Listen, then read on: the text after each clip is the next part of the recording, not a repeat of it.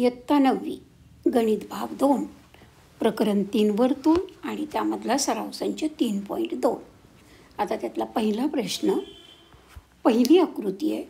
पहिल्या त्रिकोणाची तिन्ही बाजू या दुसऱ्या त्रिकोणाच्या तिन्ही संगत बाजूशी एकरूप आहेत आणि म्हणून या ठिकाणी बा बा बा कसोटी येते.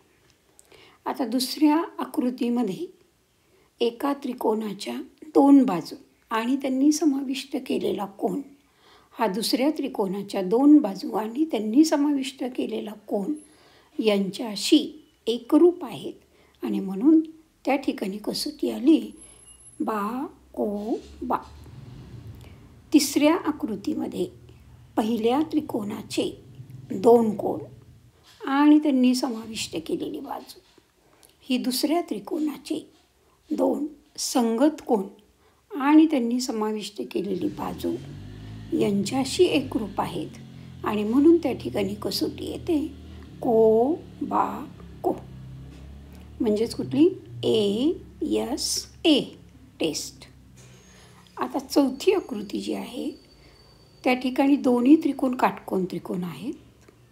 कर्ण दोघांचे एकरूप आहेत आणि एक बाजू संगत बाजू एकरूप दिलेली आहे आणि म्हणून या ठिकाणी कसोटी येते कर्णभुजा कसोटी म्हणजे हायपोटेनियस टेस्ट. उदाहरण दुसरं बघा. त्रिकोण कोणत्या कसोटीनुसार एकरूप आहेत ते लिहायचं आहे आणि त्याच्यावरून उरलेले एकरूप घटक आपल्याला लिहायचे. आता पहिली जी आकृती आहे त्यामध्ये बघा त्रिकोण ABC व त्रिकोण PQR मध्ये कोण ABC एकरूप कोण PQR, रेख BC एकरूप रेख QR, कोण ACB एकरूप कोण PRQ आणि म्हणून त्रिकोण ABC एकरूप त्रिकोण PQR आणि कसोटी येते को बा को, कारण 2 कोण आणि त्यांनी समाविष्ट केलेले बाजू हे एकरूप आहेत. आता उरलेले एकरूप घटक म्हणजे कोण आहे BAC. मग BACला एकरूप येणार आहे QPR. त्यानंतर रेख AB, रेख ABला एकरूप रेख कुठली आली PQ. आता रेख PR आहे आणि रेख PRला एकरूप येईल रेख AC, कारण एकरूप त्रिकोणाच्या संगत बाजू. दुसरी आकृती बघा. त्रिकोण PTQ व त्रिकोण STR मध्ये रेख PT एकरूप रेख ST. कोण PTQ एकरूप कोण STR परस्पर विरुद्ध कोण आहेत आणि रेख TQ एकरूप रेख TR आणि मग त्रिकोण एकरूप आहेत त्यांची कसोटी येईल बा को बा, कारण 2 बाजू आणि त्यांनी समाविष्ट केलेले कोण हे एकरूप आहे. आता आपल्याला लिहायचे आहेत एकरूप घटक. त्यामध्ये कोण TPQला एकरूप कोण येणार आहे TSR. त्यानंतर दुसरं दिलं आहे कोण TRS. TRSला कोण येणार आहे एकरूप तर TQP आणि कारण काय येणार तर एकरूप त्रिकोणाचे संगत कोण. आता रेख PQ आहे आणि रेख PQला एकरूप कोण येईल तर रेख SR, कारण एकरूप त्रिकोणाच्या संगत बाजू. तिसरं उदाहरण चाललं आपलं. आकृतीमध्ये त्रिकोण ABC व त्रिकोण PQR या त्रिकोणांच्या एकरूपतेची कसोटी लिहून उरलेले एकरूप घटक लिहा. आता आपल्याला हे 2 त्रिकोण कोणत्या कसोटीनुसार एकरूप आहेत ते आपण अगोदर लिहूया आणि मग त्रिकोण ABC व त्रिकोण PQR मध्ये काय काय दिले बघा. कोण BAC एकरूप कोण PQR, कारण प्रत्येकी 90 अंश काटकोन दाखवलेला आहे आपल्याला इथं आणि म्हणून प्रत्येकी 90 अंश. हा झाला पहिला आकडा. त्यानंतर दुसरा आकडा काय येईल तर कर्ण BC एकरूप कर्ण PR एकरूप खुणांनी आपल्याला दाखवलेलं आहे आणि याला कारण येणार पक्ष किंवा गिवन. तिसरा आकडा आहे रेख AB एकरूप रेख PQ. याला पण कारण काय येणार आहे? पक्ष. आता या ठिकाणी दोन्ही त्रिकोण काटकोन त्रिकोण आहेत, कर्ण एकरूप आहे, एक बाजू एकरूप आहे आणि म्हणून त्रिकोण ABC एकरूप त्रिकोण PQR. आणि कसोटी कुठले येणार? तर कर्ण भुजा कसोटी म्हणजेच हायपोटेनियस टेस्ट. आता आपल्याला विचारलं आहे की उरलेले एकरूप घटक लिहा. आता उरलेले एकरूप घटक आपण लिहूयात. बघा, त्यापैकी पहिला घटक कुठला येणार आहे? तर रेख AC एकरूप रेख QR. बाजू येणार एक उरलेली. त्यानंतर दोन कोण पण उरलेले आहेत. तर पहिला कोण कुठला येईल? कोण ABC एकरूप कोण QPR. त्यानंतर तिसरा कोण येणार आहे?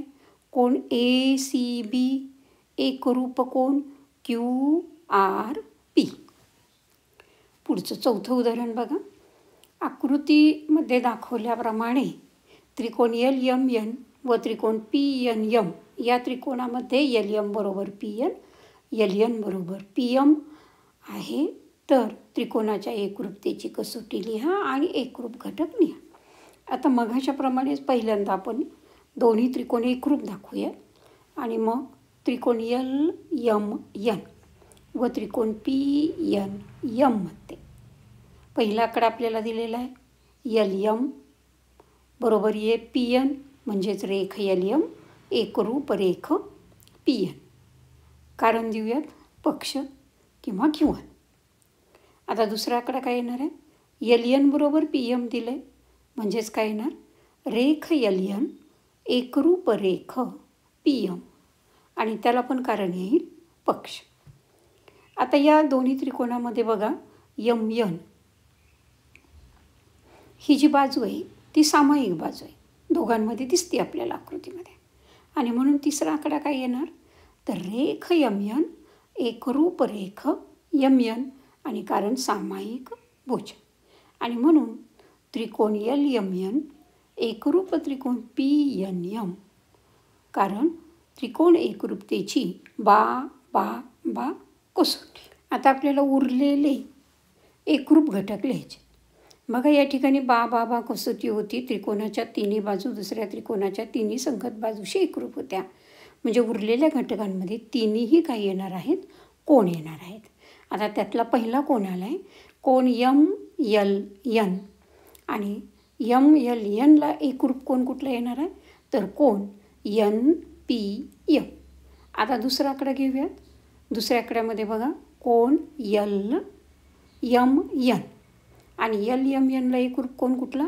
तर कोण PNM. तिसरा आकडा म्हणजे उरलेला कोण आहे?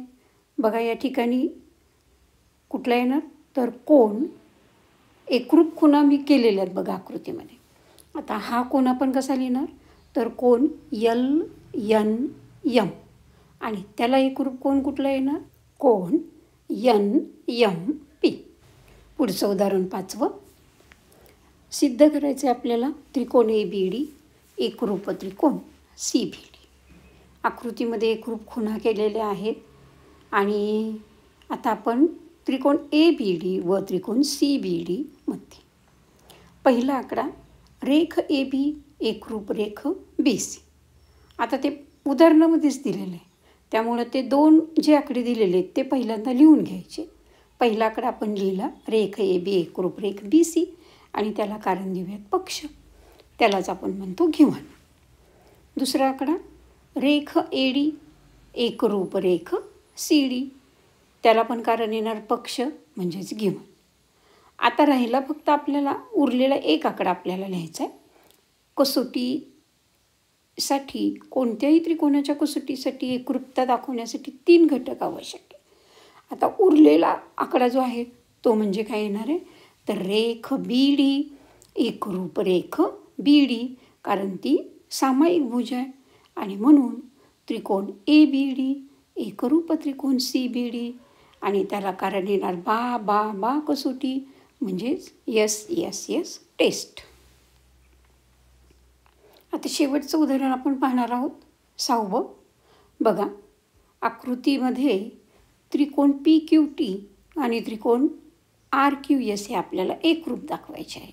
आणि म्हणून आपण लिहूया त्रिकोण PQT व त्रिकोण RQS मध्ये. पहिला आकडा पक्षामध्ये दिलेला आहे, म्हणजे प्रश्नातच दिलेला आहे. तो म्हणजे कुठला येणार, तर कोण P एकरूप कोण R. आणि कारण काय येणार त्याला, तर पक्ष म्हणजेच घेऊन. दुसरा आकडा रेख PQ एकरूप रेख QR. त्याला पण कारण काय येणार, पक्ष. आता आकृतीमध्ये पण मी एकरूप खुणा केलेल्या आहेत बघा. त्यानंतर उरलेला जो आकडा येणार, 3 घटक आवश्यक असतात.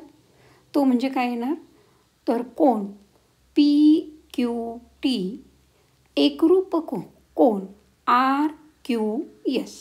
कारण Q हा कोण काय आहे, या दोन्ही त्रिकोणामध्ये सामायिक कोण आहे. आणि म्हणून कोण Q एकरूप कोण Q, कारण सामायिक कोण.